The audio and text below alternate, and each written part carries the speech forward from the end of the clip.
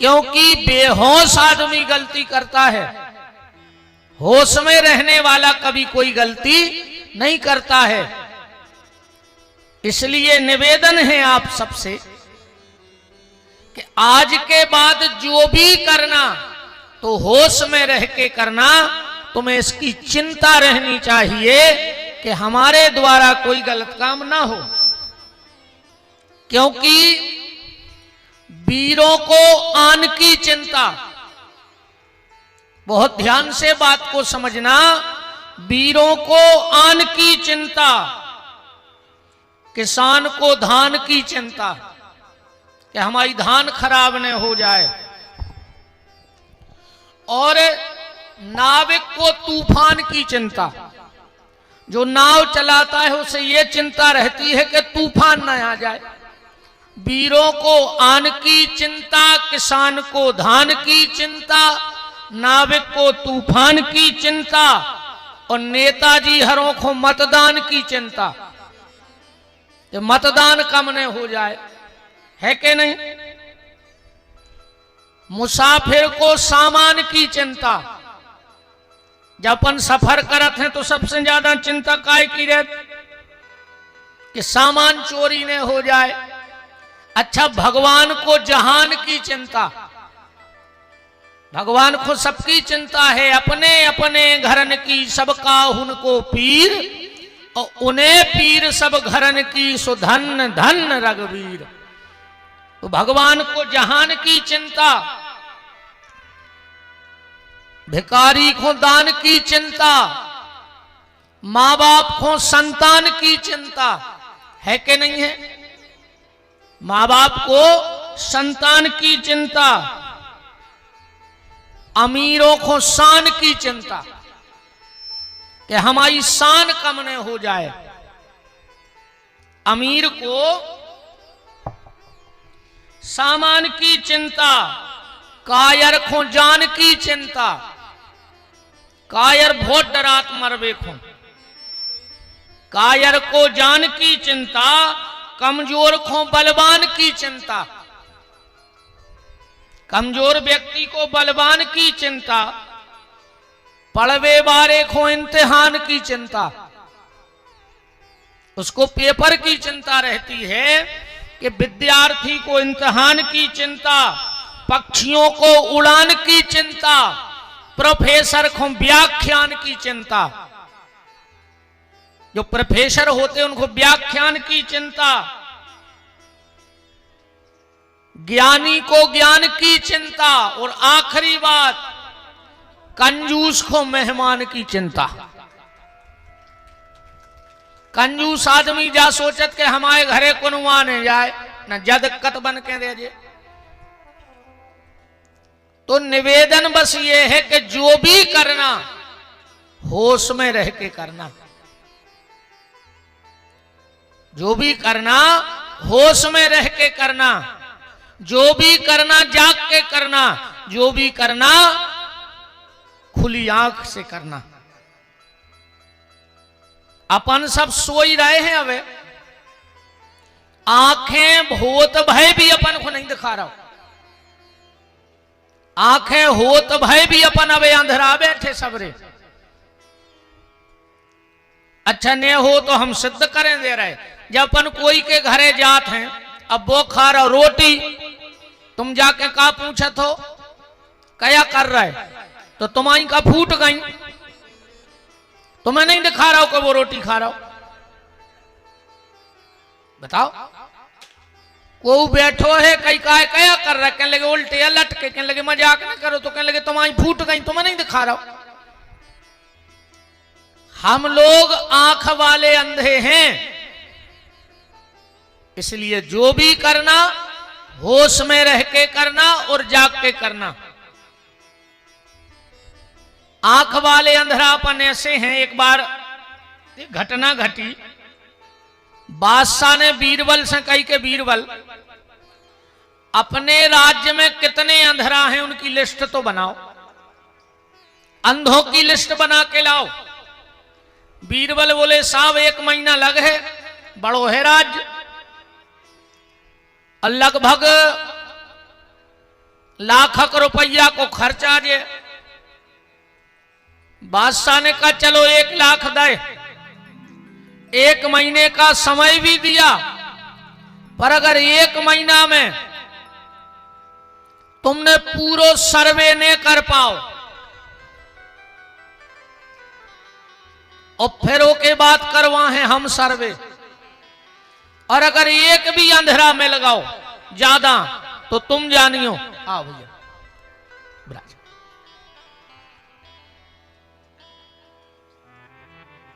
भैया आओ। अच्छा आओ आओ, दिक्कत हो।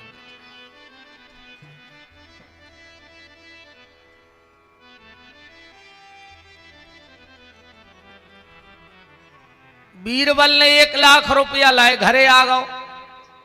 घरवारी से बोलो जी 1 लाख रुपया ले और अच्छो साहुन करो, जाओ कपड़ा पड़ा ले आओ। बोले कहां से आए? बोले हम एक ठेका मिलो है सर्वे को, अंधेरों को सर्वे करने हैं। तो कब से कर रहा है? बीरबल बोलो कब से नहीं, हम तो अच्छे 1 महीने सो हैं घरे। बोले सर्वे वो तो हम आखिरी दिन दे। 29 दिन बीरबल अच्छे घरे आराम करो, 1 लाख रुपया पत्नी को दे दे के अच्छो साहुन हो जान दे। ले आओ साड़ी आड़ी जितनी ले आने हो सो, कछु जेवर एवर बनवा लो। 30वें दिन जब बीरबल को पूरो लेके जाने तो दस्तावेज, सवेरे बीरबल ने कहा करो, एक जूता में बांधी रस्सी और छत पे होगा खड़ो, अब बस वो तो घुमावे जूता को। बादशाह ने देखा कि 10 बज गए, दरबार खुल गया, 12 बज गए, 2 बज गए, 3 बज गए, अब 4 बजे तो दरबार बंद ही हो जाए। अब बीरबल अभी तक नहीं आया तो एक सिपाही से कहा के जाओ बीरबल को बुला के लाओ। सिपाही गया, अब बीरबल तो जूता घुमा ही रहा हो। तो बोले क्यों रे बीरबल ये क्या कर रहा है? बीरबल ने कोई जवाब नहीं दिया। बोले बीरबल ये क्या कर रहा है? बीरबल ने कोई जवाब नहीं दिया। सिपाही ने कहा तुझे बादशाह ने बहुत सिर चढ़ा रखा है। लौट के आया, बोले साहब वो तो एक जूता में रस्सी बांधे घुमा रहा हो, सुना ही नहीं रहा। बादशाह ने मंत्री से कहा जाओ तुम जाओ। मंत्री गया, बीरबल को तो वही काम। मंत्री बोला क्यों रे क्या कर रहा है? बीरबल ने कोई जवाब नहीं दिया। आग बबूला हो गया मंत्री, तुझे बहुत सिर चढ़ा रखा है, तुझे किसी का डर नहीं है। दरबार में आ गए, बोले बादशाह वो तो जूता घुमा रहा हो, वो कोई की नहीं सुन रहा हो। क्रोध आ गया बादशाह को, बोले अब हम खुद जाते हैं। बादशाह गया, बीरबल को वही काम। बोले बीरबल क्या कर रहा है? बीरबल बादशाह की तरफ देखो ही नहीं, वो तो जूता घुमावे अकेलो। फन फन आ गया बिल्कुल, और बोलो अब भाई सेना पहुंचा रहा है, बिल्कुल सिर मंगवा है तुम आवाज कटवा कर। अब तो तुमने मेरा ही अपमान कर दिया। बादशाह पूरे के कुर्सी पे बैठे ही नहीं पाओ, पीछे से बीरबल आ गए। बोले क्यों रे बीरबल? बोले साहब अब गलती तो हमसे हो ही गई जो होने थी, पर पहले जो लिस्ट पढ़ ले, ये के बाद जो दंड दे हो हम मान जाए। लिस्ट में 3 ही नाव लिखे थे, सबसे पहले सिपाही, दूसरे नंबर पे मंत्री और तीसरे में बादशाह। बोले क्यों रे ये क्या है? अरे तो बोले तुम्हारे का फूट गई थी जब हम जूता में रस्सी घुमा रहे थे, रोते हमसे पूछ रहे थे कि क्या कर रहा है। हमें लगो तुम 3 ही अंधेरा हो, बाकी तो सब आंखों मारे।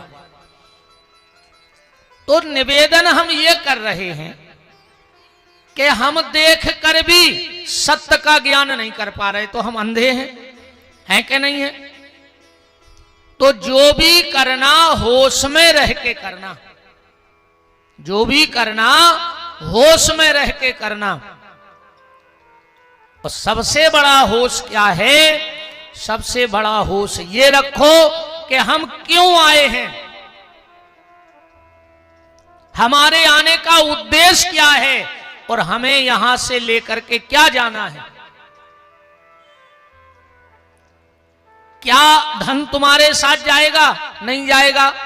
अच्छा, भगवान न चाहे तो धन तुम्हारे उपयोग में भी नहीं आ पाएगा। भगवान अगर न चाहे तो तुम कितने करोड़पति बने रहो, कहूं डॉक्टर ने कह दे मर जाओ, कहूं तेल को बूंदा सरक गाओ, तो का कर हो धन को? तुम बहुत बड़ो मकान बना ले, 10 खंड की बिल्डिंग तान ले, कहूं डॉक्टर ने कह दे कि आपको जीना चढ़ना मना है,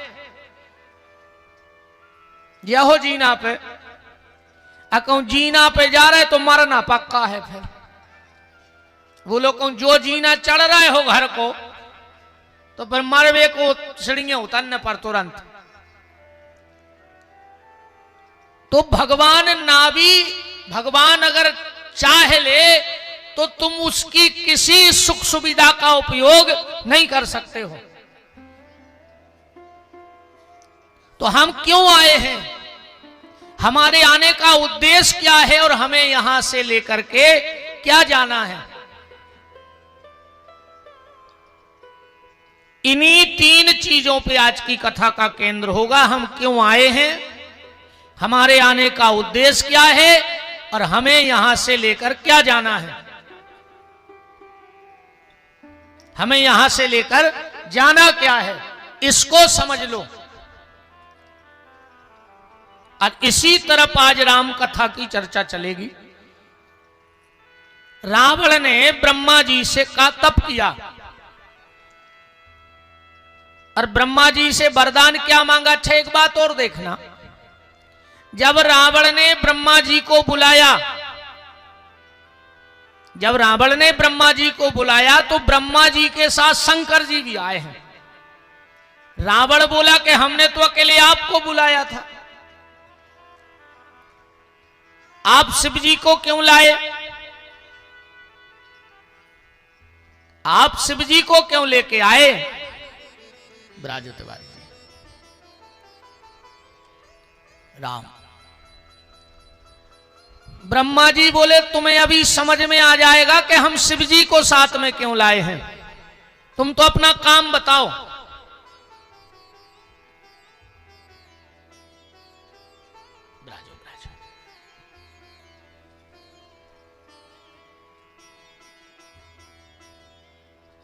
ब्राजो ब्राजो।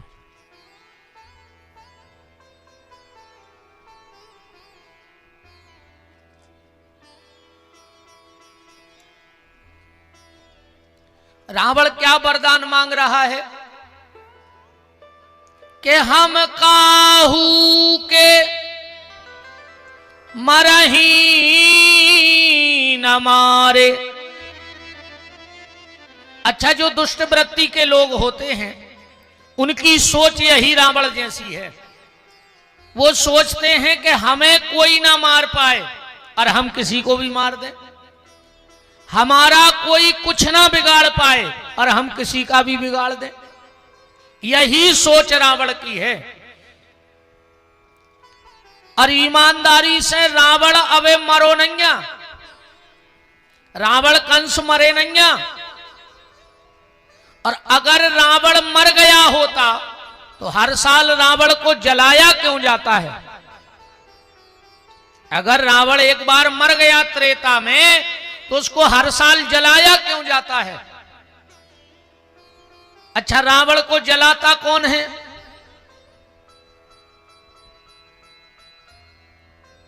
त्रेता के रावण को राम ने मारा तो मर गया। अब कलयुग के जितने रावण हैं उनके लिए राम चाहिए, और राम है नहीं।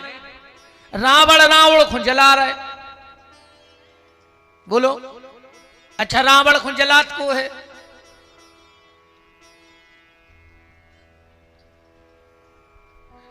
आगी देवे को काम कौन को है? पहले तो जा बताओ।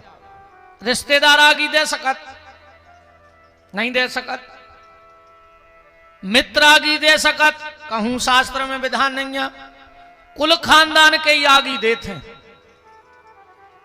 आजकल देखो, रावण जब दशहरे को जलत सो धनुष बाण को लेके मारत। नेताजी जी हरे मार रहा है कि नहीं मार रहा है? हम तो समझ जात के परिवार ही के कहा है, इन्हें कहा है, बताओ आप। और कंस भी आज नहीं मरा है। और ये बात आज मैं बिल्कुल रखना चाहता हूं मंच से, अगर तुम्हारे भीतर भी ये 4-5 गुण हो तो आज ही जहां आधार कार्ड बदला जाता हो वहां चले जाना और उससे कहना कि गलती से मेरा नाम गलत लिखा गया है आधार कार्ड पे, उसे काट दो और इस पे लिख दो सागर का कंस। भाई लोगों को पता तो रहे कि असलियत में तुम हो कौन। अगर ये 4-5 गुण तुम्हारे भीतर हैं, आज मैंने एक कविता लिखी है, याद तो नहीं भाई अबे, पर भाई हम बोल रहे हैं कि कल युग के राक्षस कुआएं, पूरी लिस्ट है ये में से तुम्हारे मिलत जो कि तुम्हारे कुआओ, इनमें जहां तुम्हारा नंबर फंस जाए तो तुम्हें सौगंध है घर के दरवाजे लिखा दियो निशाचर निवास। लोगों की आंख में धूल मत झोंको कि तुम इंसान हो। बिल्कुल आ जाई बोर्ड, पैसा नहीं हो तो हम दे हैं, पर दरवाजे लिखवा दियो कि हम निशाचर हैं। भाई आदमी तो सुरक्षित रहे तुमसे। अभी हम इसको पढ़ते हैं, ये रचना है। पर कंस ढूंढो पहले सागर का के कौन है। पहला गुण अगर तुम में ये है तो तुम सागर के कंस हो। कंस ने क्या किया, कथा आपको पता है। कंस गया अपने पिताजी के पांव पड़ने। कभी जिंदगी में उसने पिता के पैर नहीं छुए थे, पहली बार पांव पड़ने गया और पांव में सिर रख दिया। पिताजी की आंखों में आंसुओं की धार लग गई कि बताओ रे, आज पहली बार जो पांव पर भी आओ। पर उसने जैसे ही पांव में सिर रखा और बाप के 2 ही पांव पकड़ के दो झटका और जेल में डाल दो, जेल में बंद कर दिया उस पापी ने। क्योंकि ये कुर्सी का जो लालच है वो बड़ा भयंकर है।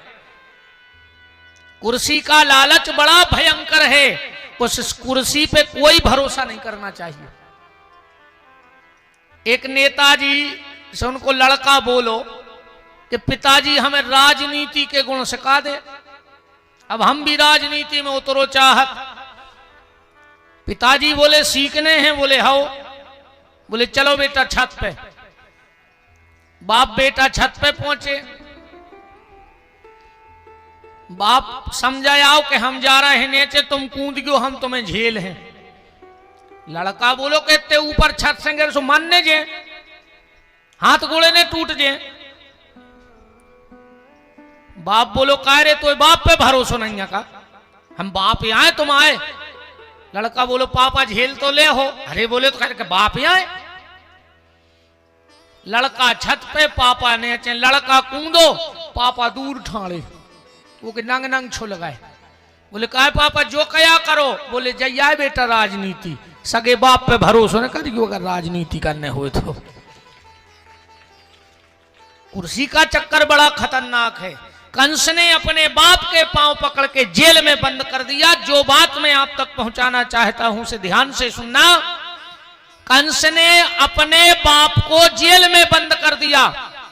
और अगर तुमने अपने घर में अपने मां बाप का बोलना बंद कर दिया हो तो तुम भी कलयुग के कंस हो। कई लड़कों के सामने मां बाप बोल नहीं पा रहे आज।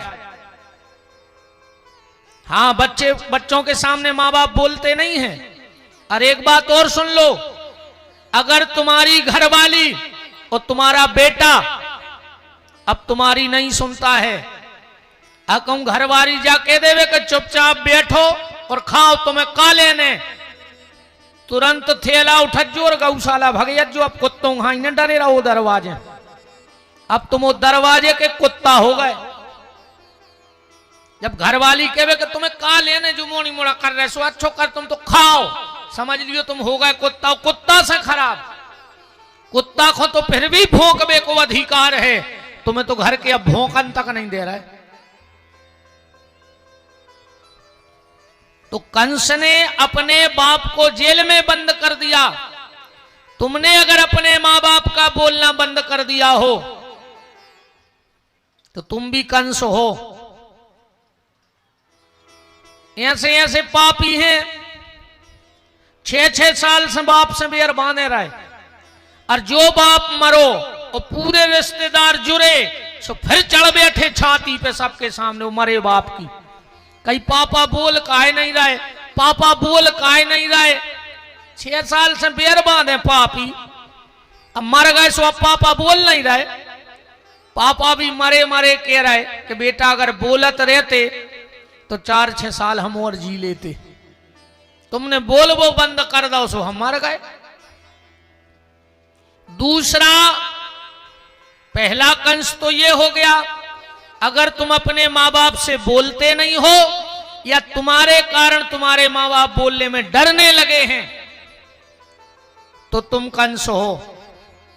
दूसरा, कंस ने जीवन में कभी अच्छाई इकट्ठी नहीं की। कंस के घर में कोई साधु ब्राह्मण कन्या भोजन कोई दान धर्म नहीं हुआ। कंस के यहां जब भी होती थी तो पार्टी होती थी जिसमें मुष्टिक चाणूर सल तोसल इत्यादि इत्यादि राक्षस आते थे। और तुम भी अगर धार्मिक वृत्तियों से दूर हो तो तुम भी कलयुग के कंस हो। तीसरी बात, कंस के घर में एक चीज रोज गिरती थी, और अगर तुम्हारे घर में भी वो चीज गिर रही है तो तुम तो फिर कंस से भी गए गुजरे हो गए। क्या गिरता था कंस के घर में? एक चीज रोज, कंस के घर में उसकी बहन देवकी की आंख के आंसू गिरते थे। और जिस व्यक्ति के कारण उस घर की माताओं के आंसू गिरते हों, समझ लेना तुम भी कंस हो। अगर तुम्हारे कारण पत्नी रो रही है, तुम्हारे कारण बेटी रो रही है, तुम्हारी मां रो रही है, तो तुम भी कंस ही हो।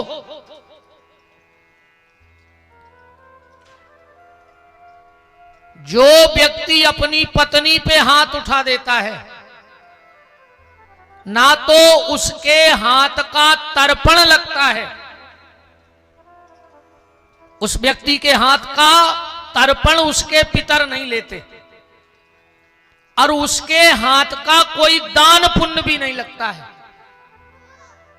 कछु माता जी हरे सोच रही होंगी आज ऐसी जानते तो हम तो घंटा या 2-4 दिन को कमरा में बंद कर दे के जो अंदर ना कंट्रोल हो जाओ सो बाहर आ जाइयो, ना कमरा में रहो, खावे हम बाकायदा दे रहे।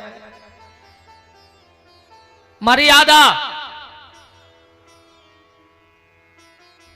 जहां मर्यादा है वहां मानवता है, और जहां मर्यादा नहीं है वहां कोई मानवता नहीं है। तो रावण कह रहा है हम जब किसी को मनुष्य रहने ही नहीं देंगे, और बोले बानर। अच्छा, ये बात बड़ा एक गहन विषय, इस पे चिंतन करना कि रावण ने बानर को क्यों जोड़ा। बानर क्या है?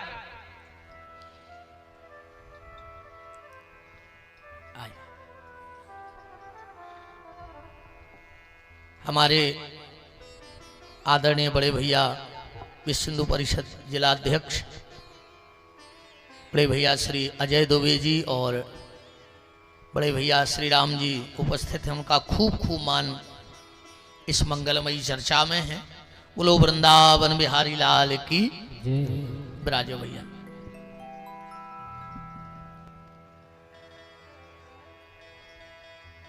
इतना ही विराज जाओ, राजा। तो रावण कह रहा है कि बानर मनुज जात दो बारे, मनुष्य और बानर छोड़ के हमें कोई ना मार सके। तो मनुष्यता तो उसने सिद्ध कर दिया कि हम किसी को मनुष्य रहने नहीं देंगे तो हमें कोई मार नहीं पाएगा, पर इसने बानर क्यों जोड़ा अपने साथ? इस बानर शब्द को समझने के लिए हमें थोड़ा सा सहारा कबीरदास जी का लेना पड़ेगा। और कबीरदास जी का एक दोहा पढ़ोगे तो तुम्हें समझ में आ जाएगा कि रावण ने बानर शब्द क्यों जोड़ा। ध्यान से समझना, कबीरदास जी एक गांव में गए, 10-25 लोग इकट्ठे हो गए, बोले कबीरदास जी पधारे हैं तो कुछ सत्संग हो जाए। सब लोग बैठ गए सत्संग को। अब कबीरदास जी को सत्संग तो अटपट वही हतो। कबीरदास जी बोले सुनो, एक अचंबो हमने देखो, बंदर दोहवे गाय। कबीरदास जी कह रहे हम एक गांव में से निकले, सो एक बंदरा गज्जा लगा रहा हो, तो एक अचंबो हमने देखो, बंदर दोहवे गाय, और दूध दूध तो सब रो पी गओ। बंदरा ने गैया लगाई, दूध पी लो, और बोले घी बनारस जाए, घी बेच बे बनारस चलो गो। कबीरदास जी बोले अब हम चले हो गो सत्संग। अरे गांव के बोले दद्दा समझाओ तो क्या कया गए जा, जब दूध बंदरा पी गओ तो घी कहां से आ गओ। अब बंदर गाय लगा सकता है। गांव भर ने हाथ जोड़े, कबीरदास जी को बिठाया, बोले समझाओ, पुनः पुनः समझाओ, हमारे इतने ज्ञानी नहीं है कि ऐसी कठिन भाषा समझ में आ जाए। कबीरदास जी बोले तो सुनो, एक अचंबो हमने देखो, बंदर, बंदर माने जो मन, बंदर माने मन, बंदर दोहवे गाय, गो माने इंद्री। रामायण में स्पष्ट आया है, आप पढ़ सकते हो, गो गोचर जहां लग जाई, ते सब माया जानो भाई। तो ये मन रूपी बंदर इंद्री रूपी गैया का दोहन कर रहा है। आंखें थक जाती हैं पर मन नहीं थकता, वाणी थक जाती है पर मन नहीं थकता, कान थक जाते हैं पर मन नहीं थकता, आंखें कहते हैं अब कहां देखने जो दुनिया की चीजें, मन कहते देखो अच्छो लग रहा तना और देखो, कान कहते व्यर्थ की बातें मत सुनो, मन कहते सुनो, दूसरे की बुराई सुनो, दूसरे की निंदा सुनो, अच्छो लग रहा हो। जीव कहती अब हम कुछ गलत नहीं बोलेंगे, मन कहता है गलत ही गलत बोलो। तो ये मन रूपी बंदर इंद्री रूपी गैया का दोहन कर रहा है। दूध दूध तो सब रो पी गओ। जितना इन इंद्रियों में ताकत थी, इस मन ने विषय वासना के भोग में लगा दिया। दूध दूध सब पी गओ, माने जितनी ताकत, अब आंखों में जितनी ताकत थी सो दुनिया में लगा दी। अब बुढ़ापे में आंखें फूट गई, एक के दो दिखान लगे, इतनो मोटो चश्मा लगाए सो तीर्थों को नंग दाओ। बताओ, कान फूट गए सो कथा में बैठ गए। आंखों पर तनेगा जाला, नाक से बहेगा नाला, लाठी पर पड़ेगा पाला, जरा जिंदगानी में पड़े पड़े बिस्तर पर डले डले अकड़ाओगे, जब पीक ना बचेगी मुंह में तो भजन करोगे क्या बंद वाणी में। तो दूध दूध तो सबरो पी गओ, घी बनारस जाए। आखिरी में मर गए सो इतनी सी थैलिया में भरे हड्डा बीन के कई काय कई इलाहाबाद ले जा रहे। अब वो तो गंगा जी को तुम्हारे हाड़ या चाहने जिगत में गए कमऊ एक आध बार डूबे। अच्छा कछु कछु कहते हैं कि हमें भगवान बुला नहीं रहा वे, तो क्या करें, बांके बिहारी आ जाए वृंदावन से तुम्हारे घरे हाथ जोड़वे के चलो बाप हमें देखे आओ। अयोध्या से राम जी आवे तुम्हारे घरे हाथ जोड़वे के चलो यार एक दिन अयोध्या आ जा। ये तो आदमी की आप बेईमानी, पैसा खर्च नहीं करो, चाहे तीरथ जाओ पैसा खर्च हो जाए। कही अब भगवान की कृपा नहीं है हम पे, ये से नहीं जा रहा है। हम तो कहते भगवान कबू हो ही नहीं तुम पे कृपा, तुम्हारे फूल तक नहीं जा पाए कबू। जब जिगत में नहीं गए तुम्हारे में हाड़ जाई काय खोते तक हमें जा बताओ। अब तुम्हारे भी रेखों ने बैठे रहो के मोड़ी मोड़ा ले जाए थैलिया में, एक आध बेर उसे ही डूबी आओ। को पूछे कहाँ जा रहा है, का जो जिंदा में फूल डुबोवे, मरे को नहीं है ठिकानों को पहुंच रहा है कि नहीं पहुंच रहा है। तो कबीरदास जी कह रहे हैं कि ये मन रूपी बंदर इंद्री रूपी गैया का दोहन कर रहा है। अब इस तो बंदर माने क्या हो गया, मन। अब जरा इस मन शब्द को इस चौपाई में जोड़ो। हम काहू के मरहि न मारे, बानर मनुज जात दो बारे। रावण को हम एक राक्षस ना माने, रावण को हम एक परंपरा माने। ठीक, रावण दानव है और दानवता को अगर खत्म करना है तो दानवता कैसे खत्म होगी, बोले हमें अपने भीतर मानवता लानी होगी। और जब भीतर मानवता आ जाएगी तो समाज से दानवता अपने आप हट जाएगी। पर अब एक बात और ध्यान से सुनना, राम जी ने बंदरों को अपने अधीन किया और रावण पर विजय प्राप्त की। और अगर राम जी बंदरों के अधीन हो जाते तो क्या रावण पर विजय प्राप्त कर सकते थे? कबीरदास जी का कहना है कि तुम अपने मन को अपने अधीन करो, और जिस दिन मनुष्य का मन उसके अधीन हो गया उसी दिन तुम रावण पे विजय प्राप्त कर लोगे। और अगर तुम मन के अधीन रहे तो तुम कभी दानवता पर विजय प्राप्त नहीं कर सकते हो। हम काहू के मरहि न मारे, बानर मनुज जात दो बारे। ब्रह्मा जी ने वरदान दिया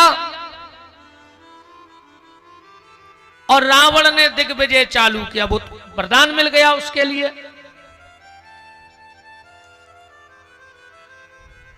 थोड़ी सी रावण के जन्म की चर्चा करें।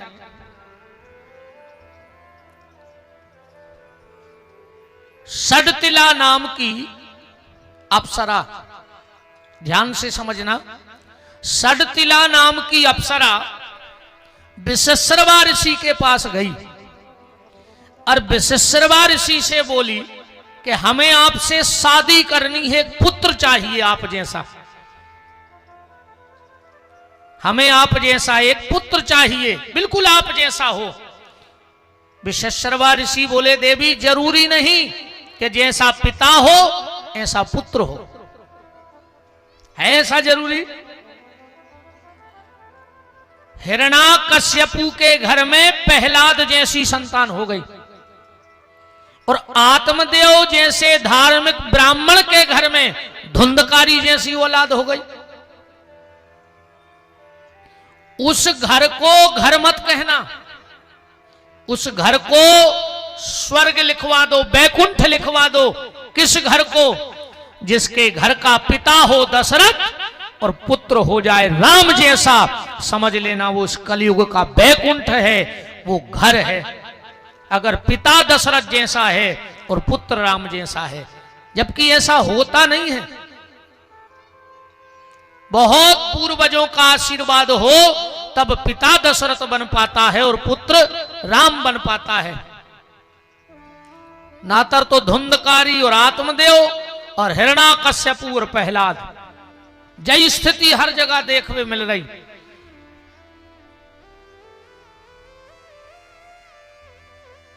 तो विशस्रवा ने कहा देवी जरूरी नहीं, और फिर शादी करके हम झंझट में फंसना नहीं चाहते, हम महात्मा आदमी भजन करना चाहते हैं। षडतिला बोली हम आपके सामने आत्महत्या करेंगे और हमारी हत्या का दोष आपको लगेगा। विशस्रवा ने कहा बैठे ठाणे हत्या और आज लाई जा रही। बोले देवी एक शर्त पे शादी कर हैं, जिस दिन तुम्हारे गर्भ में संतान आ जाए हम तुम्हें छोड़ देंगे और तुम उस लड़के को कभी नहीं बताओगी कि हम उसके पिता हैं। षडतिला ने कहा हमें मंजूर है। गंधर्व विवाह किया, पुत्र गर्भ में आया। विशस्रवा गंधमात पर्वत पे तपस्या करने चले गए। इस बालक का नाम हुआ वैश्रवण। यही आगे चल के बना कुबेर। वैश्रवण आगे चल के कुबेर बना। कुबेर का मतलब जानते हैं? कुबेर का मतलब पैसे वाला नहीं है। अपन को उसे कहो कि भज्जा तो सागर के कुबेर आए, सो भज्जा फूल के कुप्पा हो गए। जबकि संस्कृत में कुबेर के थे कनुआ खोजे की एक आंख फूट गई हो। पार्वती के श्राप के कारण वैश्रवण की एक आंख फूट गई थी। पार्वती ने श्राप दिया था कि तुम्हारी एक आंख फूट जाए, तो उसका नाम पड़ गया कुबेर। कुबेर माने पैसे वाला नहीं है, कुबेर माने शुद्ध कनुआ। और आदमी खुश हो जाते कि हम तो सागर में सबसे ज्यादा कहा है कुबेर ही आए। जब अजोंदनों को वास्तविकता पता पर है कि हमसे क्या कया गए, फिर वो अलग से बोले है कि क्या उधर कया कह रहे थे हमसे, है ना। वो बालक थोड़ा सा बड़ा हुआ, विद्यालय जाने लगा। अब बच्चों ने पूछा तुम्हारे पिताजी का नाम क्या है। अब बच्चा भी समझदार हो गया, आके अपनी माँ से बोला माता हमारे पिताजी को नाम बताओ, लोग हमें चढ़ाते हैं कि बिना बाप के हो। अब माँ ने कहा बेटा भी सयाना हो गया, आप क्या करें। तो बोले बेटा तुम्हारे पिताजी ने हमसे वचन लिया था, पर तुम चले जाओ गंधमात पर्वत पे बैठे हैं, तुम दर्शन भर कर आओ। बोलियो ने उनसे। ये वैश्रवण गया, विश्वश्रवा बैठे ही थे, जो हाथ जोड़ के बैठ गए कि जब समाधि खुले है पिताजी से दो दो बातें कर कहेंगे। एक दिन नाक खुली, एक नवयुवक सामने बैठा है, तुम्हारा नाम? बोले पिताजी मैं आपका पुत्र हूं, सड़तिला मेरी माता है, आप मेरे पिता है। और विश्वश्रवा ने कही इज्जत बन गई समस्या। तो बोले बताओ पुत्र का धर्म क्या है। बोले पुत्र का धर्म है हर हाल में अपने पिता की आज्ञा का पालन करना।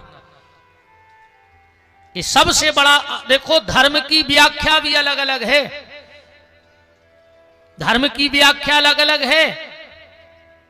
अगर भारत की बॉर्डर पर एक सैनिक बंदूक तान के 24 घंटे खड़ा है, वो बिल्कुल शंकर जी को जलने चढ़ाए, वो बिल्कुल ओम नमः शिवाय को जाप ने करे, वो बिल्कुल हनुमान चालीसा ने पढ़े, वो बिल्कुल नाम कथा ने पढ़े, फिर भी अगर सैनिक ईमानदारी से अपनी ड्यूटी निभा रहा है तो उसके लिए सबसे बड़ा धर्म वो है। धर्म की अलग अलग व्याख्या है, हर जगह एक ही धर्म नहीं ठुक जाए, हर जगह एक ही चीज लागू नहीं हो जाए। अब तुम माला कर रहे जो धर्म है और कौन बंदूक लाए, तुम कहो नहीं मेरा तो धर्म है कि पूरी माला हो जाए, आज जो नो वो दे दो गोली सुमार कर रह जाओ, तो फिर धर्म क्या है। अगर माला करते वक्त कोई बंदूक ताने तो उठा के तुम भी भाला लगे, जो धर्म है। अपनी जान की रक्षा करना भी धर्म है, यह धर्म की व्याख्या है। सत्य बोलना धर्म है, सत्य बोलना क्या है धर्म, पर कभी कभी असत्य बोलना भी तुम्हारा धर्म बन जाएगा। झूठ बोलना भी तुम्हें धर्म से ज्यादा। मान के चलो हमारे देश का कोई सैनिक आतंकवादी पकड़ ले जाएं और उसको पूरी खुफिया एजेंसी की जानकारी हो देश की, अरबों से पूछें और वो कहे नहीं हम तो सत्य बोल हैं, अगर वो सत्य बोल दे तो देश नष्ट हो जाए कि नहीं हो जाए। तो वहां उसको ये कह देना कि मुझे कुछ पता नहीं है, ये भी उसका धर्म बन गया। बन गया कि नहीं बन गया। तो विश्वश्रवा ने कहा पुत्र का धर्म क्या है।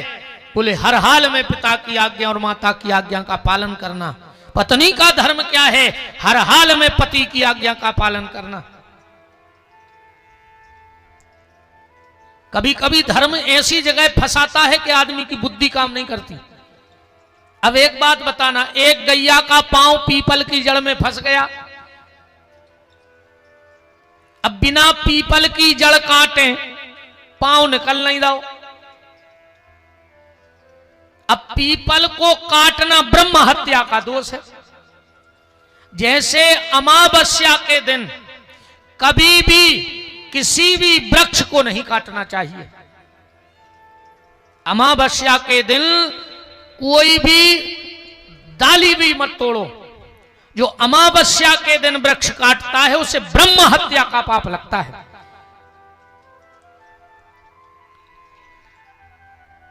अब गैया को पांव फंसो पीपर की जड़ में और पीपर की जड़ काट, वो ब्रह्म हत्या है। अब अगर तुम पीपर की जड़ नहीं काट रहे सो गैया मर रही, और गैया बचा रहे सो पीपर की जड़ कट रही, सो ब्रह्म हत्या। अब का करो धर्म में? ऐसी स्थिति में क्या करोगे? तो उसने कहा पिता की आज्ञा मेरे लिए पूर्ण धर्म है।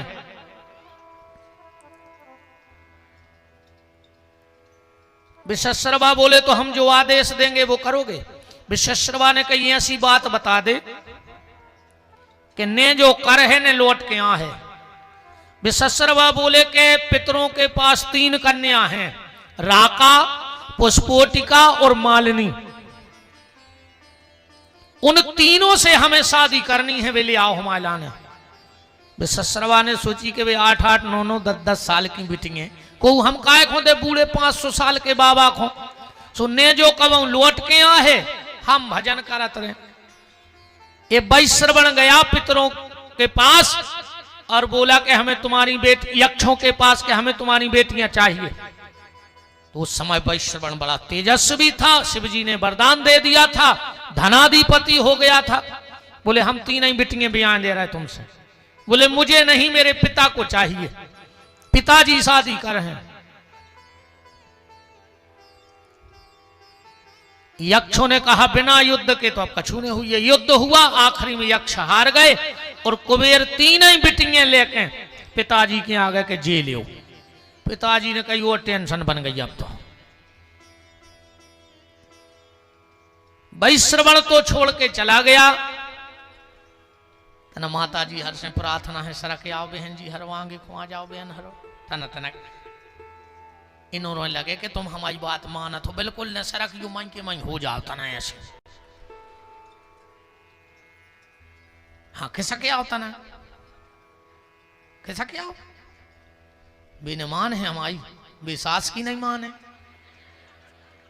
बे घर वाले की नहीं माने, महाराज आओ कहां से? खिसके आता ना।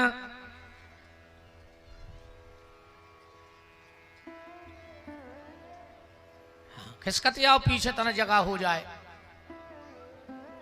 बुलगुआ आयो में तनक चलत है, बुलगुआ में सब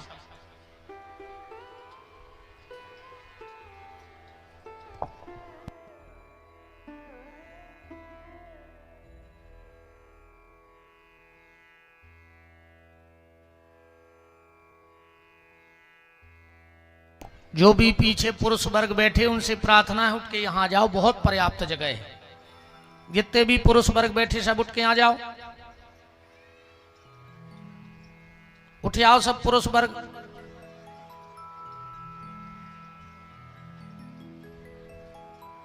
राम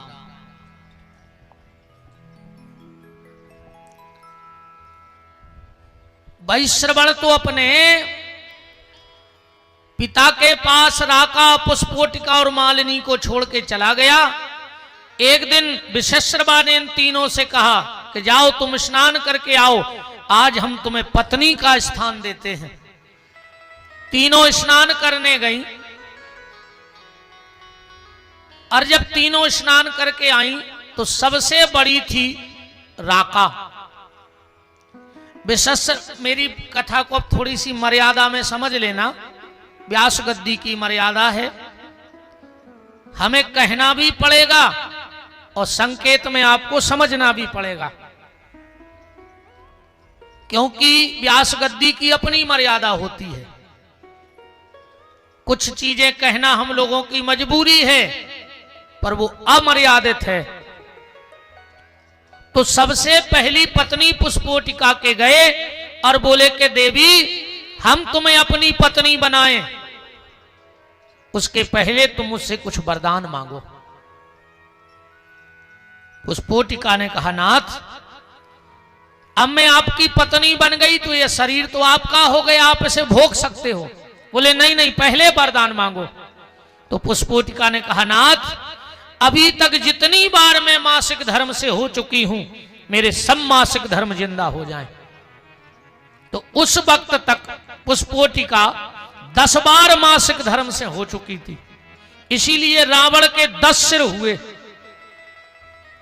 अब आदमी के तो रावण ने शंकर जी को चढ़ा दे सो हो गए। अब जो चीज हुज्जै ने वो चढ़ा कहां से दे? अगर ये कई गर्दन होती है, कई बार काट कर चढ़ा दे तो मर जा तो तुरंत।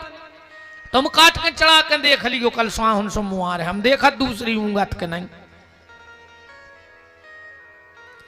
भाई हमारे लगा जब 1000 रुपया हुई है जब ही तो हम चढ़े।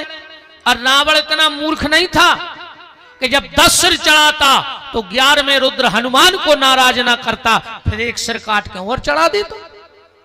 जब 10 चढ़ा सकत तो 11वीं भी चढ़ा सकत, पर उसके पास 10 सिर इसलिए थे कि उसकी माता जब उसके पिता के पास गई तब तक वो मात्र 10 बार मासिक धर्म से हुई थी। पर पुष्पोटिका को काम से शांति नहीं मिल रही है। विश्वशर्मा ने कहा, देवी तुम्हें काम से शांति क्यों नहीं है? बोले नाथ, अभी हम जब गए थे तो हमने गधा और गधी को भोग करते देख लिया, इसलिए मुझे संतुष्टि नहीं हो रही। तो विश्वशर्मा ने गधा बन के पुष्पोटिका के साथ भोग किया, इसलिए रावण का एक सिर गधे का हो गया। अभी जब आप रामेश्वरम जाएंगे तो देखेंगे वहां चित्र बना है बहुत बड़ा रावण का, उसमें एक सिर उसका गधे का है। और रावण ने स्वप्न में क्या देखा? रावण के लिए स्वप्न क्या देखा? त्रिजटा ने खरे आड़ूर नगन 10 सीसा। जो खर का सिर था वो रावण का कट गया था। अब गए दूसरे के पास जिसका नाम था मालिनी। कहा, मालिनी तुम वरदान मांगो। मालिनी बोली कि मेरी दीदी ने क्या वरदान मांगा? बोले मेरी दीदी ने, तुम्हारी दीदी ने डबल वरदान मांगे। मालिनी बोली कि हमारी दीदी है बहुत होशियार, एक वरदान में चूक गई हुई है, सोने डबल अच्छो मांगो हुज्जे। तो बोले हमारी दीदी ने जो दूसरा वरदान मांगा वो हमें डबल करके दे दो। तो विश्वशर्मा मालिनी के पास 2 बार गदा बन के गए भोग के लाने, इसीलिए उसके यहां 2 पुत्र हुए, खर और दूषण। खर माने भी गदई होते। तीसरी थी राका। राका के पास गए और बोले देवी तुम क्या चाहती हो? बड़ी भगवत भक्त थी, बस समझ गई कि हमारी बहनों ने तो उल्टो ही मांगो हो गारंटी से। तो बोले जो मेरी बहनों ने मांगा उसका उल्टा करके हमें दे दो। तो उनने तो सरासर राक्षस मांगे थे, तो राक्षसों का उल्टा तो देवता होगा। इसीलिए इनके यहां 2 पुत्र हुए, विभीषण और कुंभकर्ण। कुंभकर्ण भी बहुत बड़ा राम भक्त था। अब विभीषण का तो आप सबको पता है कि जब रावण ने लात मारी तो विभीषण रोते हुए फिर रहा था। किसी से विभीषण ने पूछा हम कहां जाएं? एक संत जी बोले राम जी के। बोले काहे? बोले उनको अनुभव है, जो तुम पे बीती बा उन पे बीती। भाई जे के पांव ने पटी बिमाई वो का जाने पीर पर आई। बोले मतलब? बोले राम जी के हृदय में एक बार लात घल चुकी है, सुन को लात घलवे को अनुभव है। भृगु ऋषि ने मारी थी लात के नहीं मारी थी। चरण चिन्ह आज भी आप जब गोपाल जी लाते हो तो गोपाल जी के हृदय पे चरण का चिन्ह बना होता है। एक बार तो एक अच्छी घटना याद आई। एक गुरुजी थे, उनका एक बड़ा भोला भाला चेला था, बड़ा भोला भाला निसट। अब मूर्ख तो कह नहीं सकते क्योंकि भक्त था, बिल्कुल सीधा और सच्चा भगत, दुनियादारी में कुछ नहीं जानता था। एक बार गुरुजी गए कहीं यात्रा पे, तो कह गए बेटा बरसात का है टाइम, कोशिश तो हम ये करेंगे कि हम रात भर में आ जाएंगे, और अगर हम न आ पाए तो तुम सुबह गोपाल जी की सेवा कर देना। अब उसने कभी गोपाल जी बिना कपड़ों के देखे नहीं थे, क्योंकि गुरुजी तैयार करके रखते थे। रात में गुरुजी आए ना, अब ये रात भर सोचता रहा कि पूजा कैसे करेंगे, पूजा हमने तो कभी देखा ही नहीं पूजा करते हुए। पर विचार किया कि चलो नहवा दें और टीका लगा दें, बाकी गुरुजी जाने, गुरुजी का काम, कुछ भोग लगा देंगे। तो इसने जैसे ही ठाकुर जी के वस्त्र निकाले स्नान के लिए और ठाकुर जी के हृदय पे चरण चिन्ह बना था, इसने एक बार गुरुजी से कथा सुनी थी कि भगवान को भृगु ऋषि ने लात मारी थी, और जो इसने देखा ठाकुर जी को हृदय से लगा के इतना रोया, बेहोश हो गया, फिर होश में आए, फिर रोवे, फिर बेहोश हो जाए। शाम के 5 बज गए। शाम को जब गुरुजी आए तो क्या देखा कि वो चेला भगवान को लिपटाए हुए रो रहा है। गुरुजी ने कहा, भगत क्या हो गया? बोले, गुरुदेव एक बात बताओ, अगर किसी को थप्पड़ मार दो तो 2-4 दिन गाल पे निशान रहते फिर मिट जाते हैं, किसी को तलवार भी मार दो तो वो निशान मिट जाता है धीरे धीरे।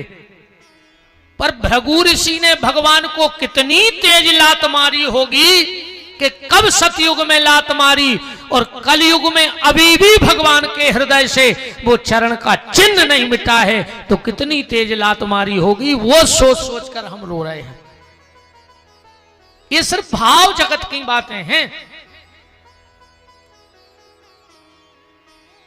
रावण का जन्म हुआ, मंदोदरी से विवाह हुआ, और जब मंदोदरी से विवाह हुआ मेघनंद नाम का पुत्र हुआ। अच्छा, रावण ने दिग्विजय करी। इस सबसे पहले कहां गया? पाताल, बलि के पास। बलि से बोलो कि बलि तुम तो हो कायर। बोले मतलब? बोले मेरी इच्छा है कि हम सब जितने भी बलशाली देते हैं मिलके और अपन विष्णु को मार दिए। बलि बोलो हम तुम्हारे संगे हैं। रावण बोलो अब तुम्हारा संग मिल गया, अब हम विष्णु को निपटा दें, चलो। बलि बोलो कि तुम हमारे शस्त्रागार में चले जाओ तो एक मुसट्टा रखो है, वो भर उठा ले आओ। रावण गाओ वो मुकदर उठावे में पसीना पसीना हो गओ, माए से हाँ पताओ, बोले हमसे वो मुसट्टा नहीं उठ रहा। रावण बोलो तो सुन ले, जोन वो मुसट्टा उठाते हमारे बब्बा है उनको भी विष्णु ने मार के फेंक दो। तुम्हारी औकात का है, तुम सुन को मुसट्टा उठ नहीं जाओ। तुम विष्णु इतना लज्जित भाव जो रावण उते से जो नाग लोग पहुंचो कि सर्पों को संगे करे नाग को। सो नाग ने पकड़ के एको पांव बांध के वो पल्ला में लटका दो। 6 साल जो पल्ला में लटको रहो, मोड़ी मोड़ा खेलत रहे, जैसे पर पल्ला में पुतरंगी नहीं लटका दे पांव बांध के, सोबे बारे मोड़ी मोड़ा ऐसो लटको रहो। रावण बड़ा लज्जित हुआ। इसने आके एक आदेश पारित कर दिया रावण ने। कौन सा आदेश पारित किया? जगह जगह इसने दीवालों पे लिखवा दिया। क्या लिखवाया था रावण ने? आप लोगों ने पढ़ा बोर्ड कभी रावण का? रावण ने कहा, जेहि देश धैन दुज पावई, नगर गांव पुनियाग लगावई। जहां जहां ब्राह्मण और गैया मिले उनको इकट्ठा करके तेल डाल के आग लगा दे। क्यों? क्योंकि सनातन धर्म के 2 मूल स्तंभ हैं, एक गाय और एक ब्राह्मण। जिस दिन ये 2 नहीं रहेंगे उसी दिन सनातन धर्म खत्म हो जाएगा। देखो, गाय नहीं होगी तो ब्राह्मण नहीं होगा, ब्राह्मण नहीं होगा तो गायत्री नहीं होगी, गायत्री नहीं होगी तो वेद नहीं होंगे, वेद नहीं होंगे तो दुनिया की वेदना कैसे खत्म होगी। और जब वेदना में सब फंस जाएंगे तो निश्चित कली का साम्राज्य स्थापित हो जाएगा। इसीलिए आज वर्तमान स्थिति में 2 लोगों को सबसे ज्यादा टारगेट किया जा रहा है, एक गैया को और एक ब्राह्मण को, सबसे ज्यादा टारगेट। और फेसबुक पे तो आप देखो लोग नकली आईडी बना करके लिखते रहते हैं, दुनिया भर की बातें होती रहती, और हमें तो लगता है इसमें सबसे बड़ा हाथ विदेशी मिशनरियों का है। सबसे बड़ा हाथ विदेशी मिशनरियों का है। वो चाहते हैं कि गैया और ब्राह्मण न बचें तो हमारा साम्राज्य स्थापित हो जाएगा। आज गैया की हालत देख लो, रोडों पे मारी मारी फिर रही है। जबकि जिस रामायण को आप लोग सुन रहे, सिर्फ एक छोटा सा दृष्टांत आपको दे रहा हूं। वाल्मीकि जी के बारे में आप लोगों ने सब जानते हैं, वाल्मीकि जी को सबने पढ़ा है, सुना है। उल्टा नाम जपत जग जाना, वाल्मीकि भय ब्रह्म समाना।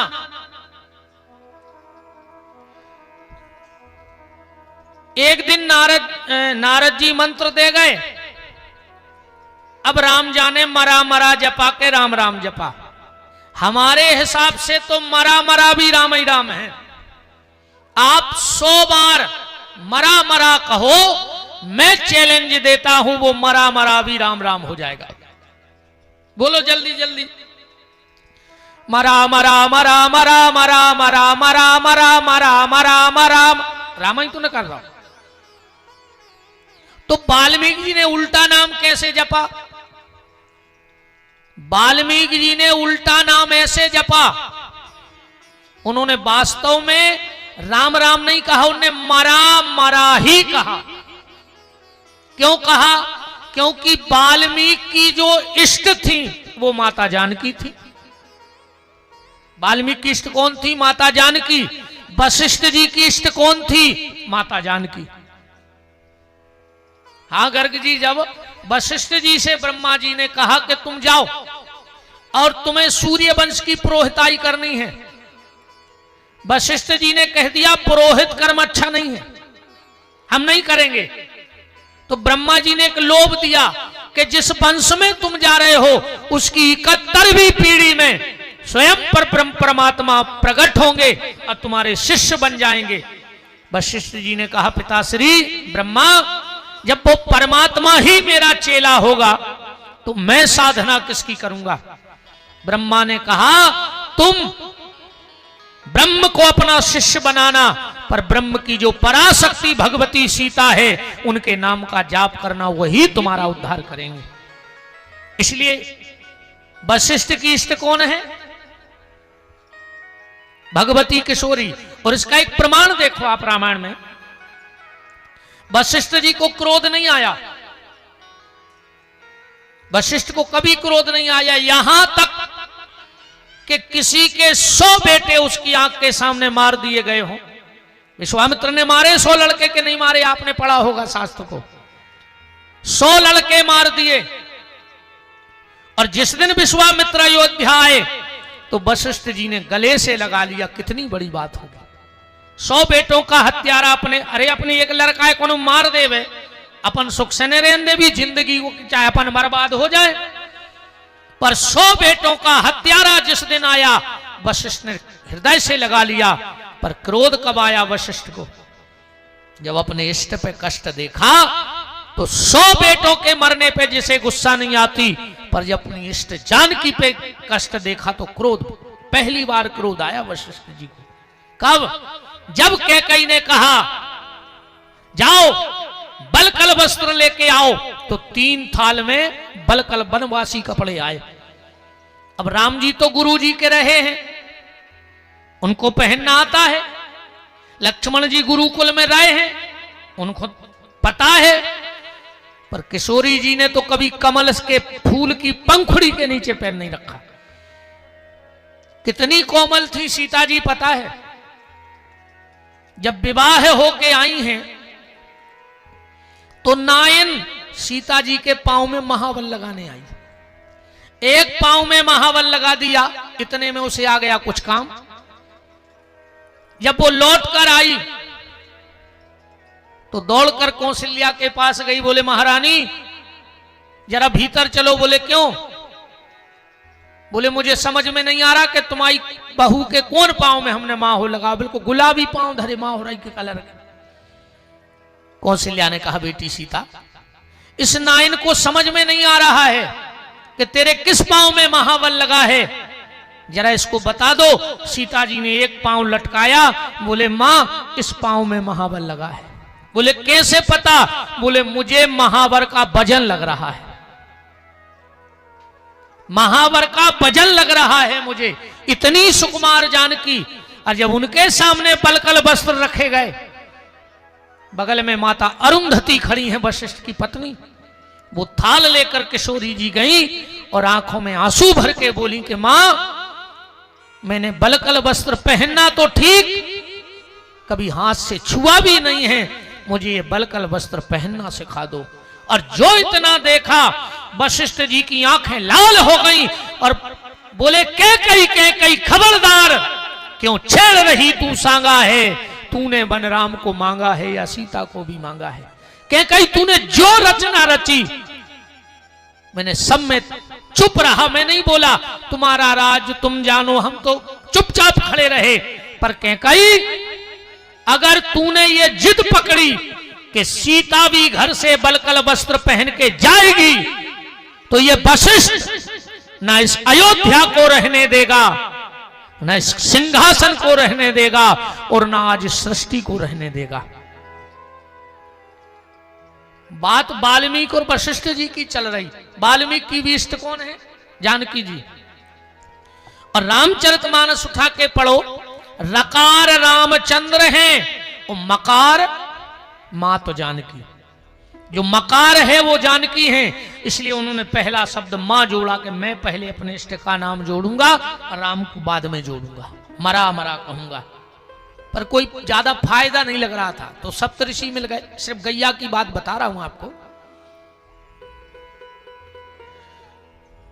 सप्तऋषियों ने वाल्मीकि जी को एक बांस का 7 गांठ का लठ दे दिया, क्योंकि वाल्मीकि जी बोले कि गुरु जी, इतनो भजन पूजन कर रहे हैं, इतने तीरथ कर रहे हैं, फायदा कुछ नहीं लग रहा हो, जैसो अपन को नहीं लग रहा हो। अपन भी भयंकर मंदिर जा रहा है, आदो सुसागर बेलावाद गाओ, तो अब पूरा ही मान ले, हम कह 10% हमने गाए थे, तो हम ही मान ले पापी हमने गाए थे। मनो तैसे लौट के कितने सुधर गए तुम, तो जा बताओ, कितनों में बदलाव आ रहा हो तीरथ करवे के बाद। बात तो तब हती प्यारे कि एक बार तीरथ गए थे, और तीरथ की महिमा तो बा है कि तुम लौट के जहां बैठ जाओ उते तीरथ बन जाए, तो तीरथ जाओ सार्थक है। तुम जहां आके बैठ जाओ तो तीरथ बन जाए तो सार्थकता है।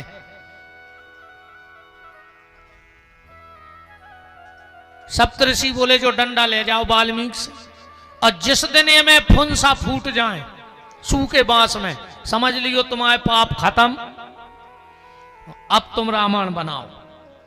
अब वाल्मीकि जी फिर भगे, ये नदिया, वो कुगा पे, ये मंदिर पे, ये चौतरा पे, जा माला, जो हवन, दुनिया को जित तो जानत सब कर दो, पर वो सूखे बांस में काय फुंसा धरे। वाल्मीकि जी ने सोची, मैंने ऐसो करका दो यार के फुंसा नहीं फूट रही है, मैं सो कंधा पे धरे चले जा रहे थे। सामने का देख रहे हैं वाल्मीकि जी कि एक बाड़े में 50 गन्ने बंद हैं, 10-15 कसाई वो बाड़े के घेरों में लट्ठ लाए घूम रहा है, और बाड़े के बगल में भरो है पानी। वाल्मीकि जी समझ गए कि ये गन्ने प्यासी हैं। एक बात और शायद आपको पता हो, जो ये कसाई होते हैं, ये 8-8 दिन पहले से गैया को प्यासा रखते हैं, क्योंकि अगर गैया पानी के कमी के कारण मरती है तो इनको चमड़ा निकालने में सहूलियत होती, गैया चमड़ा छोड़ देती, इसलिए पानी नहीं पीने देते ये दुष्ट। वाल्मीकि जी ने देखा कि पानी भरा है, गन्ने वही तरफ देख रही, मुझे कसाई फाट को खोल नहीं रहे। वाल्मीकि जी ने सोची जैसे 70 से 72 पाप तो हमारे खत्म हो ही नहीं रहे, तो हम तो डाकू के डाकू हैं, अब हम जाके वही काम करें जो पहल करते। मनो हमें गन्यों को प्यासी ने मरन दे, और जो कंधा पे वो लठ धरे थे सू को, जब दय नहीं है यार दोस्तों में, हड्डा तोड़ दे रे, मुंह में से खून उगले। और जो फाट को खोलो और जो गइयों ने पानी में मुंह रखो, वो सूखे बांस में 5-5 हाथ के फुंसा फूट के आ गए। आप वाल्मीकि रामायण उठा के पढ़ लियो, वाल्मीकि को चरित्र। ये गौ सेवा का फल है, ये गौ सेवा का फल है। तो रावण ने दोनों पर प्रहार किया। आजकल आदमी कहते हैं, हमने कई जनों सुनो कि रावण बहुत विद्वान है, तो जो है तो वो है, तो काय को विद्वान है, तो जो गाय को जिंदा जला दे, जो ब्राह्मणों को जिंदा जलाने का आदेश पारित कर दे, जो भगवान के भक्तों को जिंदा जलाने का आदेश पारित कर दे, वो काहे का विद्वान, वो काहे का वंदनीय, वो काहे का पूजनीय। और इस बात को नकारो कि ये चौपाई नहीं है रामायण में कि रावण ने इस चीज का आदेश दिया था कि जेहि देश धैन दुज पावई, नगर गांव पुनियाग लगावई। रावण का अत्याचार बढ़ा, पृथ्वी गाय बनकर देवताओं की सभा में गई, प्रार्थना करी। पृथ्वी ने कहा कि मुझे पहाड़ों का बोझ नहीं लगता है, मुझे नदियों का बोझ नहीं लगता है, पर जब व्यक्ति पाप करता है तो उसका बोझ मैं सहन नहीं कर पाती, मुझसे यह बोझ सहन नहीं होता। तो बोले अब ब्रह्मा जी बोले हमारे तो बस की है नहीं है रावण से निपटवो। कौन निपटेगा? बोले वो परमात्मा। बोले मिलेगा कहां? तो ब्रह्मा जी बोले कि अब पता लगाऊ थे समय कहां है। इंद्र बोले कि गोलोक में हुए, वैकुंठ में हुए, स्वर्ग में आ सकत। और भगवान से बैठे बैठे मुस्कुरा रहे थे। ब्रह्मा जी बोले काहे हंस रहे? भगवान शंकर बोले कि तुम्हारों की बातों पे हंस रहे। क्यों?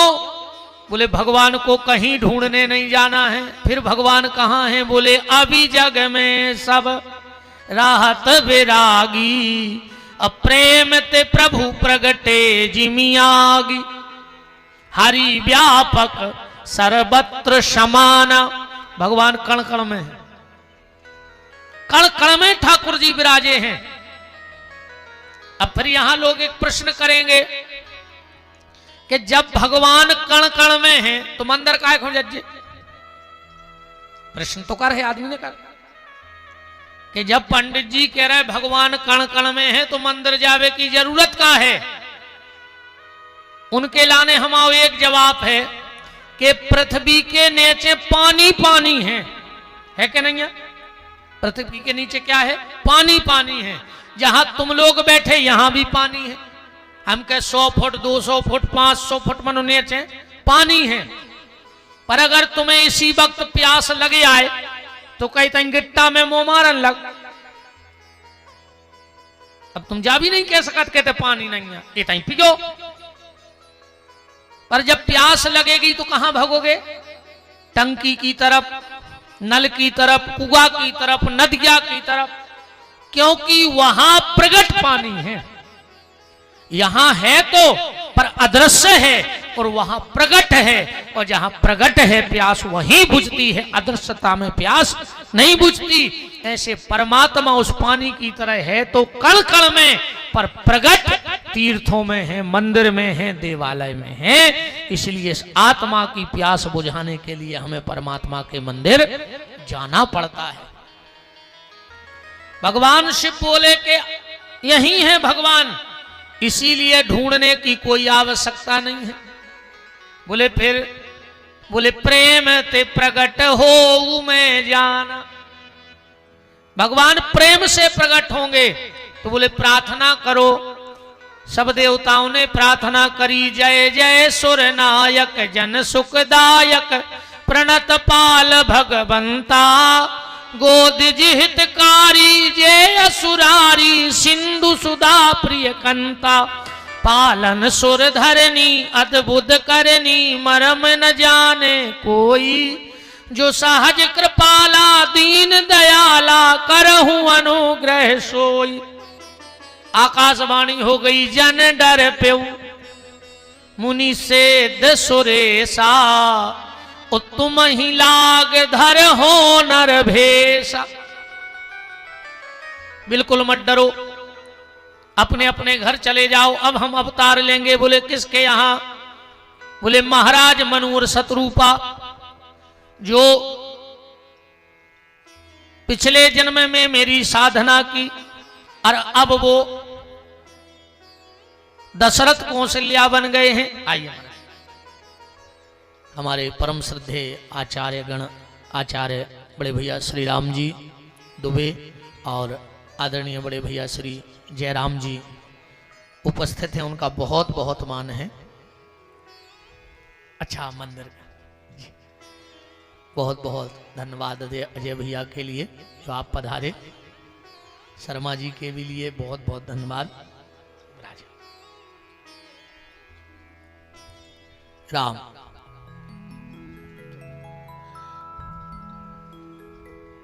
गोस्वामी जी राम जन्म की भूमिका बना रहे हैं। अब राम जन्म की भूमिका कहां से बनेगी? दशरथ और कौशल्या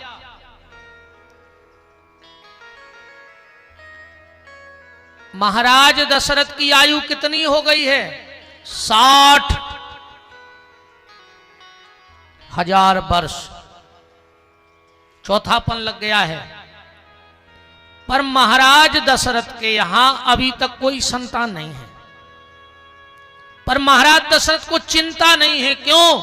क्योंकि उनको याद है कि भगवान ने कह दिया था और हमने भगवान से मांगा था, चाहूं तुम्हें समान सुत प्रभु सन कवन दुराव। दशरथ जी की 3 रानियां हैं, कौशल्या, कैकेयी और सुमित्रा। दशरथ जी के यहां कोई संतान नहीं हुई, तो गोस्वामी जी ने संकेत किया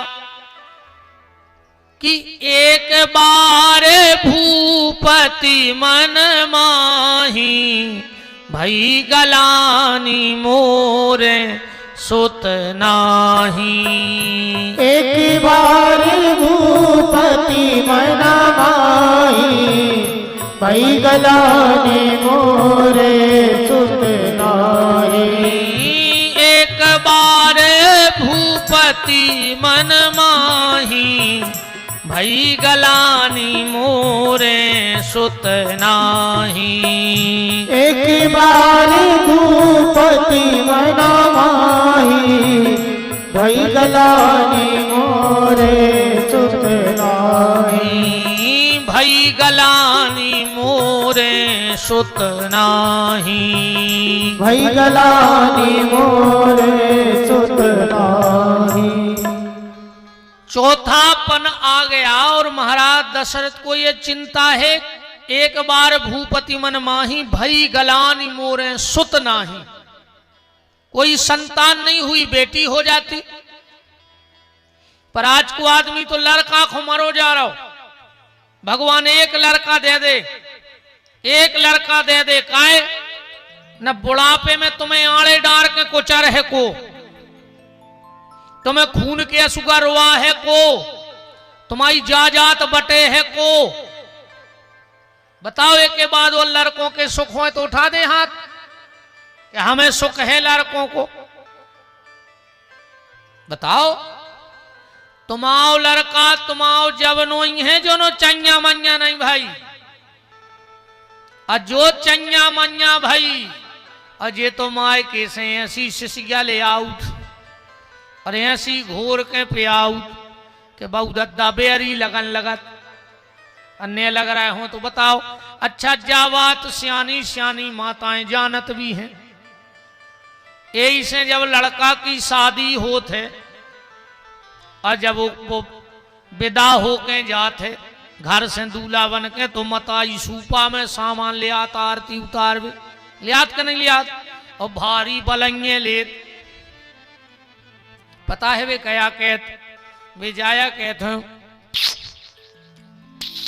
पूतरा आ जाई नो के हमाए हो, माए से तो लौट के आ हो, सो ऐसी महामाया मूल पे बैठ के आ है कि तुम हमारी एक ने मान हो। ब्राज जाओ, ब्राज जाओ, एक ने मान हो, है ना। राम को आज को आदमी ये खो मरो जा रहा हो कि एक लड़का हो जाए और हमारा नाव चल जाए। जरूरी नहीं है रे कि लड़का नाव चले हैं। धृतराष्ट्र कह रहे सो हते, हते के नहीं हते है धृतराष्ट्र को नाव। चलो ये तो हो सकत कम होने। रावण के तो 1 लख पूत 1.25 लाख नाती, वो कह तो 2.25 लाख हते ने हते, 2.25 लाख हते, पर वो को नाव लेवे बारो भाव को के नहीं भाव।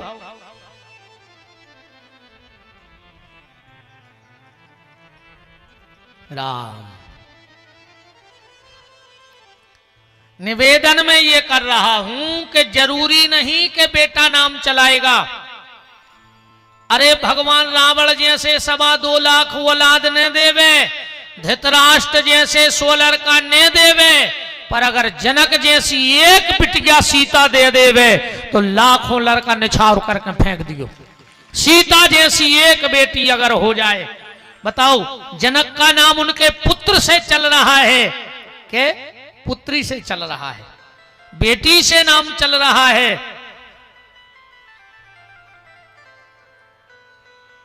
मीरा का नाम, माता सबरी का नाम, कर्मा देवी का नाम, झांसी की रानी का नाम, दुर्गावती का नाम, अवंतिका देवी का नाम, ये अपने किस नाम से चल रहा है? इनके परिवार के बेटी के नाम से चल रहा है कि नहीं चल रहा है?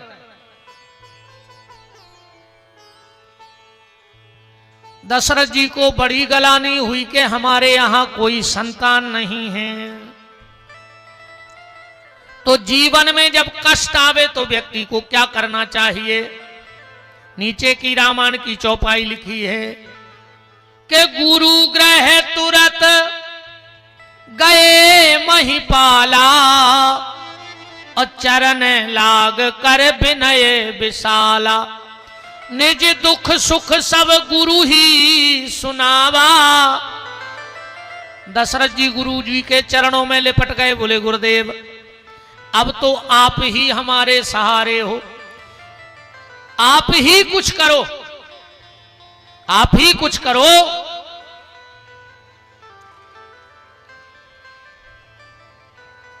निज दुख सुख, अच्छा दुख और सुख, तो दुख तो जो सुनाओ कि हमारा औलाद नहीं है, सुख का सुनाओ। या फिर कोई ऐसो भी कर ले। दशरथ जी बोले कि गुरुदेव हमारे जीवन में दुख है तो सो माना संतान ने थी, सो हमारे दुख ने हमें तुम तक पहुंचा दो सुख तक। गुरु क्या है? सुख। तो मेरे दुख में इतनी ताकत है कि उसने मुझे गुरु रूपी सुख से मिलाया। अब मैं ये देखना चाहता हूं कि गुरु रूपी सुख हमें कहां पहुंचाता है। वशिष्ठ जी बोले चिंता मत करो, जब तुम्हारे दुख में इतनी ताकत है कि वो मुझसे मिला सकता है, तो गुरु में भी इतनी ताकत है कि वो गोविंद से मिला सकता है। अब मैं तुम्हें गोविंद से मिला के रहूंगा, भगवान से मिला के। वशिष्ठ जी ने कह दिया राजन यज्ञ करना पड़ेगा। दशरथ जी बोले कितना खर्च हो जाए? आप तो कल से यज्ञ करो। बोले हम वो यज्ञ नहीं कर पाएंगे। देखो कर तो लेते, पर ये बड़ों का बड़कपन होता है कि वो छोटों को मान्यता ज्यादा दे देते हैं। ये बड़ों का बड़कपन है कि वो छोटों को ज्यादा मान्यता दे देते हैं। बोले हम नहीं कर पाएंगे यज्ञ, फिर कौन करेगा? बोले ये यज्ञ श्रृंगी ऋषि करेंगे। रामायण में चौपाई लिखी कि श्रृंगी ऋषि वशिष्ठ बुलावा, ओ पुत्र काम शुभ यज्ञ करावा। ये श्रृंगी ऋषि को आए, दृष्टांत महासागर में कथा आई है। एक विभांडक नाम के महात्मा हुए, जो जंगल में तपस्या कर रहे थे। जब इनकी तपस्या पूर्णता पे आने लगी तो रंभा नाम की अप्सरा ने इनकी तपस्या को खंडित कर दिया और इनका तेज गिर गया जमीन में। एक हिरणी ने उस तेज को चाट लिया और वो हिरणी हो गई गर्भ से, उसके गर्भ रह गया। उसके यहां एक बच्चा हुआ जो शरीर तो इंसान जैसा था पर उसके सींग हो गए। इनका नाम ही श्रृंगी ऋषि पड़ा। विभांडक ऋषि ने विचार किया कि हम स्त्री को जानते थे तो स्त्री को देखकर हम मोहित हुए, पर अब हम अपने बेटा को दूसरी स्त्री देख नहीं देंगे। जब वो स्त्री के बारे में जान है ही नहीं तो मोहत कहां से हुई है। जंगल में रख के पाला पोसा बड़ा किया। उसी समय अयोध्या में भयंकर अकाल पड़ गया। बूंद बूंद की त्राही मच गई, जनधन की आनी हानि होने लगी। दशरथ जी ने वशिष्ठ जी से कहा, गुरुदेव गुरुदेव अब आप कोई उपाय बताओ। बोले एक ही उपाय है, अगर श्रृंगी ऋषि का पांव अयोध्या की भूमि में पड़ जाए तो बारिश हो जाएगी, पर उनको लाना बहुत कठिन है। बोले हम प्रार्थना करेंगे। बोले नहीं मानेंगे, उनको तो छल से लाया जा सकता है। तो छल के द्वारा श्रृंगी ऋषि को अयोध्या लाया गया। भयंकर बारिश हुई, पर जब विभांडक को पता लगा कि दशरथ मेरे पुत्र को छल से उठा ले गया तो जी फरसा लेके दौरे हैं, मारवे पूरी अयोध्या को विनाश करवे। वशिष्ठ ने कहा, राजन बस अब एक ही उपाय है, दोनों हाथ पीछे बांध लो, गले में गाय बांधने वाली रस्सी टांग लो और मुंह में एक घास का तिनका दमा के अयोध्या की सीमा में खड़े हो जाओ, वरना एक संत के क्रोध से अब अयोध्या को कोई नहीं बचा सकता। और जितने जल्दी हो सके जो तुमने काशीराज की बिटिया जिसका नाम है शांता, उसका विवाह कर दो श्रृंगी से। तो काशीराज की जो गोद ली हुई बेटी दशरथ जी की थी जिसका नाम था शांता, उसका विवाह किया और अपनी गद्दी पे जब इतना सम्मान देखा तो विभांडक का क्रोध शांत हो गया। ये दशरथ जी के दामाद भी हैं श्रृंगी ऋषि, उनको बुला लो तो यज्ञ हो जाएगा। दशरथ जी ने कहा, सुमंत जाओ श्रृंगी ऋषि के यहां निमंत्रण ले जाओ। वशिष्ठ जी बोले रुक जाओ, श्रृंगी ऋषि के यहां राजा दशरथ नहीं जाएगा, ना राजा दशरथ का मंत्री जाएगा। बोले फिर कौन जाएगा? बोले वहां एक याचक दशरथ जाएगा, एक भिखारी दशरथ जाएगा, एक मांगने वाला दशरथ बन के जाएगा। क्यों कि संत के दरवाजे कभी धन के अभिमान में नहीं जाना चाहिए, ज्ञान के अभिमान में नहीं जाना चाहिए और मान की कामना लेके नहीं जाना चाहिए कि हम वहां जाएंगे तो हमें सम्मान मिलेगा। क्योंकि जो मंदिर में संत के सामने तीर्थों में सम्मान की कामना लेके जाते हैं, मैं चैलेंज देता हूं, ना तो उसे भगवान मिलेगा, ना जप का ना ध्यान का कोई फल मिलेगा। कोई फल नहीं मिलेगा अगर तुम सम्मान नहीं ढूंढत रहे होते। इसलिए भगवान के यहां भगवान के बन के जाओ। किसी ने क्या खूब कहा है कि झूठी बुलंदियों का धुआं पार करके आ, झूठी बुलंदियों का धुआं पार करके आ, कद नापना है मेरा तो छत से उतर के आ। छत पे से नीचे वाले को कद नहीं नाप सकत तुम नीचे आने पर है। झूठी बुलंदियों का धुआं पार करके आ, कद नापना है मेरा तो छत से उतर के आ। और दौलत का रथ फकीर के दर तक न जाएगा, दौलत का रथ फकीर के दर तक न जाएगा। कुछ मांगना है उससे तो पैदल उतर के जा। जब तक पैदल नहीं जाओगे तब तक वहां कुछ मिलने वाला नहीं। शरणागति लेके जानी पड़ेगी। श्रृंगी ऋषि आए, यज्ञ होने लगा।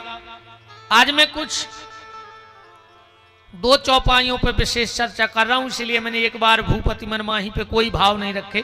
पिछले वीडियो में मेरे बहुत भाव हैं, इसलिए आज मैं सिर्फ आपको यह बताना चाहता हूं कि दशरथ कौशल्या को तो राम मिल गए, पर तुम्हें राम कैसे मिलेंगे। अब पूरी रामायण का भेद 3 चौपाइयों में है। अगर राम से मिलना है तो इन 3 चौपाइयों को राम जन्म की अपने जीवन में उतार लेना। ये व्यास गद्दी भरोसा दिलाती है कि तुम्हें राम मिल जाएंगे। अच्छा, दशरथ और कौशल्या को राम कैसे मिले? बोले खीर से मिले। मिले कि नहीं मिले? खीर खाने से मिले। आज उस खीर को समझना है कि वो खीर क्या है, कि हमें भी राम हमारे घर में प्रकट हो जाएं। यज्ञ हुआ, खीर निकली, दशरथ जी ने उसका बंटवारा कर दिया। अर्ध भाग कौशल्या दीना, उभय भाग यादे कर लीना, के कई कह सो नृपदय हूं, उभय भाग यादे कर लय। खीर के 2 हिस्सा भाई पहले, आधो कौशल्या को मिल गया। अब आधे में के 2 हिस्सा भाई, सो चौथाई के कई को दे दो। आनंद रामायण में ऐसी भी कथा आउत है कि जैसे ही कैकई के हाथ पे वह खीर रखी गई तो एक सुबरचला नाम की अप्सरा, जो संतों के श्राप से गीध बन गई थी, गिद्धी, वो आई और आकर के वो खीर उठाई और उड़ गई।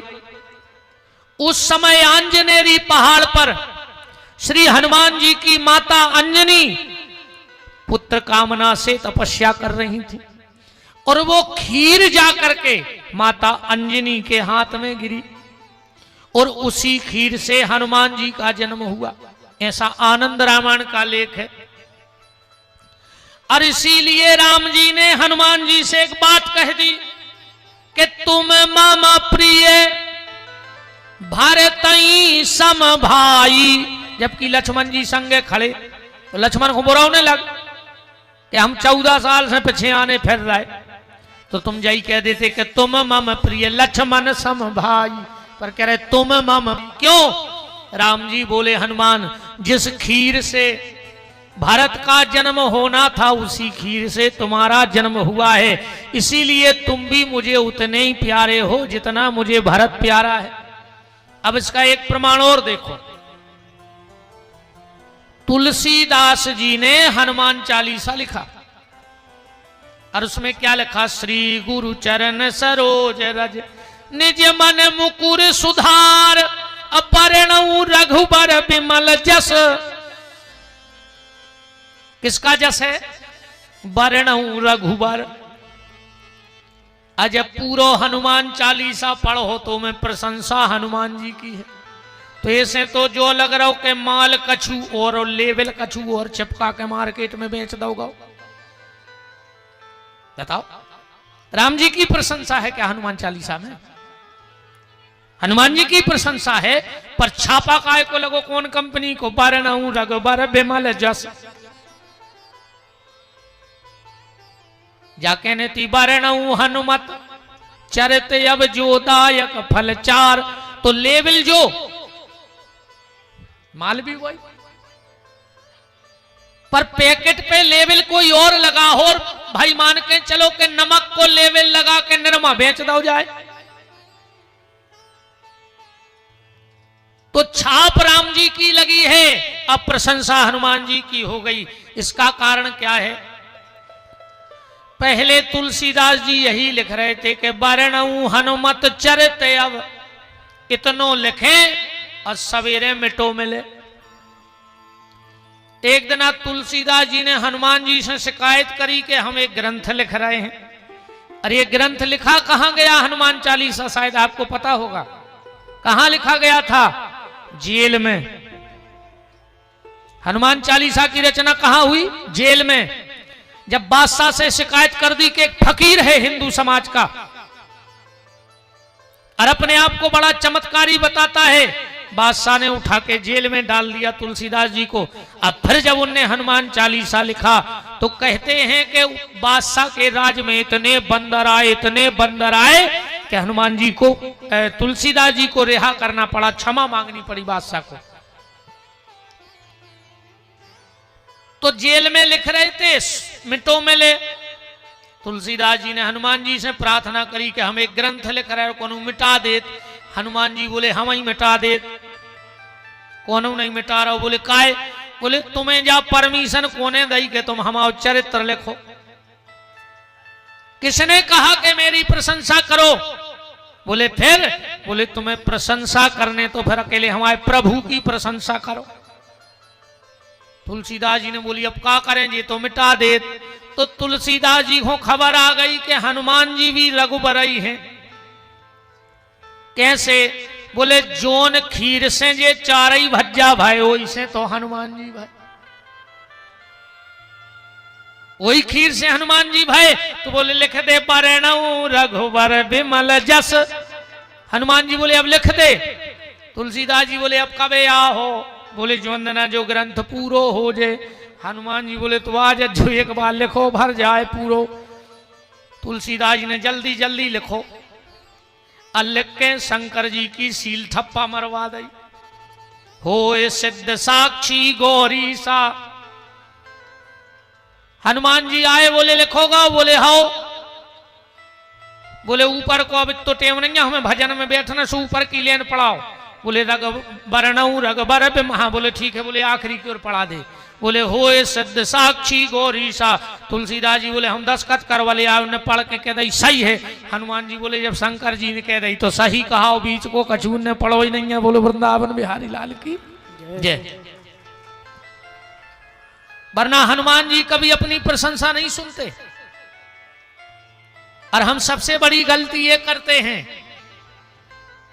हनुमान चालीसा और सुंदरकांड हनुमान जी के मंदिर में कितने टाइम करना चाहिए कि हनुमान जी सुने? हनुमान जी सुने, बाकी समय तो हनुमान जी सिर्फ श्री राम जय राम या सीताराम जय सीताराम। हनुमान जी का 24 घंटे में मात्र 3 घंटे का टाइम है खुद का, और उन 3 घंटे में हनुमान जी चौकी लगा के बैठते हैं कि जो भी उस 3 घंटा वो समय कवे है उतने टाइम तुम हनुमान जी के मंदिर चले जाओ, तुम्हारी अगर कामना पूरी न हो तो गारंटी है।